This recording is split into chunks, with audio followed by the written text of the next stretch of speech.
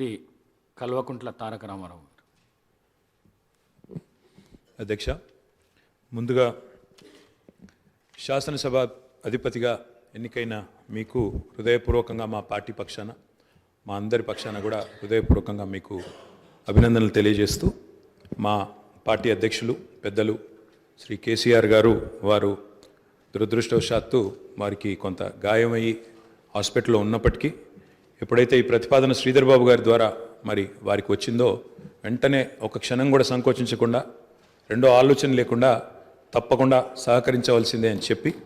ఏకగ్రీవంగా ఎన్నిక కావడానికి వారు మాకు ఆదేశాలు ఇవ్వడం జరిగింది. దానికి అనుగుణంగానే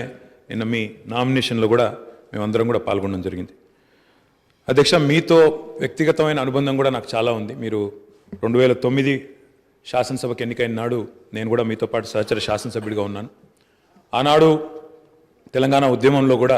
మీరు మీ వంతు పాత్ర పోషించినారు. 2012 నుంచి 14 దాకా మీరు మంత్రిగా, ముఖ్యంగా మా శాఖకు మంత్రిగా, హ్యాండ్లూమ్స్ అండ్ టెక్స్టైల్స్ డిపార్ట్మెంట్కి మంత్రిగా మీరు పనిచేసిన క్రమంలో ఆనాడు ఒక సందర్భంలో నేను మీ దగ్గరకు వచ్చి, మీరు రండి సిరిసిల్లకి మీరు రావాలి, ఎందుకంటే రాష్ట్రం మొత్తంలోనే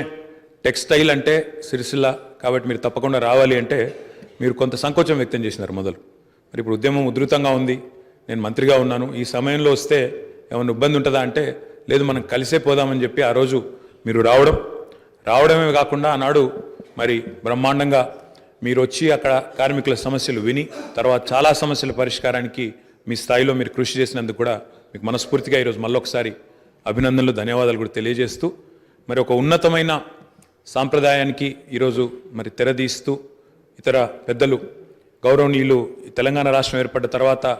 పెద్దలు శ్రీకొండ మధుసూనాచారి గారు, తర్వాత శ్రీ పోచారం శ్రీనివాసరెడ్డి గారు, తదనంతరం మీరు, మరి వారు ఇద్దరు కూడా నెలకొల్పిన సాంప్రదాయాలు,